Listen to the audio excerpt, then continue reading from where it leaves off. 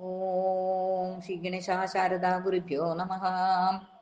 സദാശിവസമാരംഭാം വ്യാസശങ്കരമധ്യമാം അസ്മദാചാര്യപര്യന്താം വന്ദേ ഗുരുപരമ്പരാം. ശ്രീ ഗുരുവായൂരപ്പാ ശരണം, ശ്രീ ഗുരുവായൂരപ്പാ ശരണം, ശ്രീ ഗുരുവായൂരപ്പാ ശരണം. ശ്രീഹരിയം ഒരു നിഴൽ നാരായണീയം. ദശകം 18. ഋതുചരിതം. ധ്രുവൻ തന്റെ കുലത്തിങ്കൽ അംഗരാജപുത്രനായി ദുഷ്ടനായ വേനനെന്ന കുമാരനുണ്ടായി. മകൻ തന്റെ ദുഷ്ടതയാൽ മനം നൊന്ത രാജശ്രേഷ്ഠൻ ഭഗവത് പാദങ്ങൾ തേടി കാട്ടിലേക്കു പോയി. ദുഷ്ടനാണ് വേനനെന്നാൽ ശക്തനായതു കാരണം പൗരജനം രാജാവായി തിരഞ്ഞെടുത്തു. ശക്തിയാൽ അഹങ്കരിച്ച വേനനോദൻ കയ്യൂക്കിനാൽ യാഗാദി കർമ്മങ്ങളെല്ലാം നിർത്തലാക്കിച്ചു. തന്റെ മുന്നിലെത്തിച്ചേർന്ന മഹർഷീശ്വരൻ മാരോടോ വേനൻ ചൊല്ലി താനാണല്ലോ ലോകനായകൻ. താപസ സമൂഹത്തിന്റെ ശാവത്തിയിൽ വേനരാജൻ താമസമില്ലാതെ വെറും പാറ്റയായി തീർന്നു. അമ്മയാകും സുനീതയാൽ നശിക്കാതെ സൂക്ഷിച്ചോര വേനൻ തന്റെ മൃതദേഹം കടഞ്ഞ നേരം ഓരോ കടഞ്ഞിട്ടുമല്ലേ കൽമഷങ്ങൾ നീക്കിയിട്ടു കടഞ്ഞു ഭൂജത്തിൽ നിന്നും ദേവൻ ജനിച്ചു.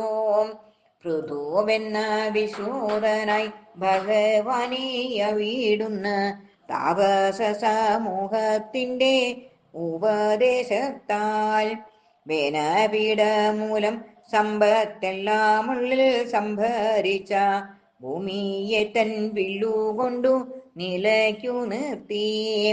വംശപ്രധാനികളെ നൽ പൈക്കീടങ്ങളാക്കി മാറ്റി പശുരൂപം ധരിച്ചെന്നു ഭൂമി ദേവിയും.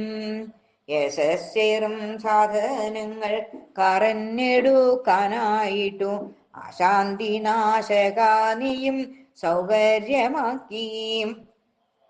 യാഗങ്ങളാൽ തന്നെ തന്നെ യജിക്കുന്നു ഭഗവാനും. 100-ാമത്തെ അശ്വമേധം ആരംഭിച്ചപ്പോൾ യാഗപശുവിനെ നീചവേഷം കെട്ടി കവർന്നോര ദേവേന്ദ്രനെ തോൽപ്പിച്ചല്ലോ പൃഥുസുതനും. കൂടെ കൂടെ കുരീരയെ മോഷ്ടിക്കുന്നോരായിന്ദ്രനെ യാഗാഗ്നിയിൽ ഹോമിക്കാനായി തീരുമാനിക്കേ ബ്രഹ്മാവെത്തി തടഞ്ഞു. നൽ യാഗപൂർത്തി കൈവന്നല്ലോ. പൃഥു തന്നെയായ വിഷ്ണു പ്രത്യക്ഷപ്പെട്ടു.